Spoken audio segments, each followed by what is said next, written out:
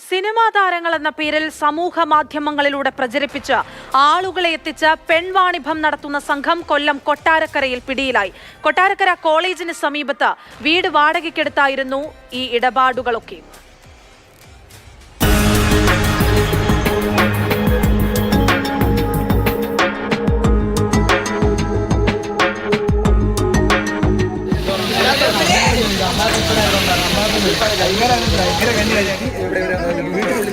തിരുവനന്തപുരം വിതുര സ്വദേശിയായ lorry driver പോലീസിൽ പരാതിപ്പെട്ടതോടെയാണ് പെൺവാണിഭ സംഘത്തിന് പിടിവീഴുന്നത്.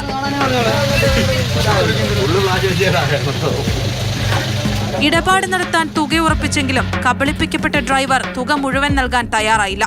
ഇതോടെ 3 സ്ത്രീകളും മറ്റു 2 പേരും ചേർന്ന് ഡ്രൈവറെ മർദ്ദിച്ച് അവശനാക്കുകയും കയ്യിലുണ്ടായിരുന്ന 5000 രൂപ പിടിച്ചുപറിക്കുകയും ചെയ്തെന്നാണ് പോലീസ് പറയുന്നത്.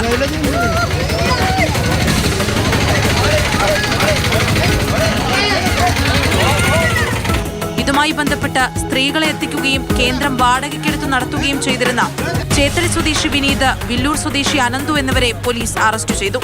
ഹോം നഴ്സിംഗിന്റെ പേരിലും സംഘം ഇത്തരത്തിൽ പെൺവാണിഭം നടത്തി വരികയായിരുന്നുവെന്ന് പോലീസ് പറഞ്ഞു. 3 സ്ത്രീകളെയും പോലീസ് അറസ്റ്റ് ചെയ്തിട്ടുണ്ട്.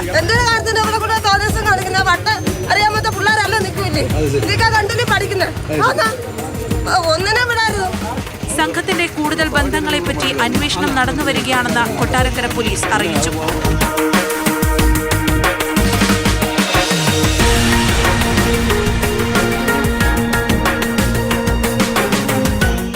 മാതൃഭൂമി ന്യൂസ്, കൊല്ലം.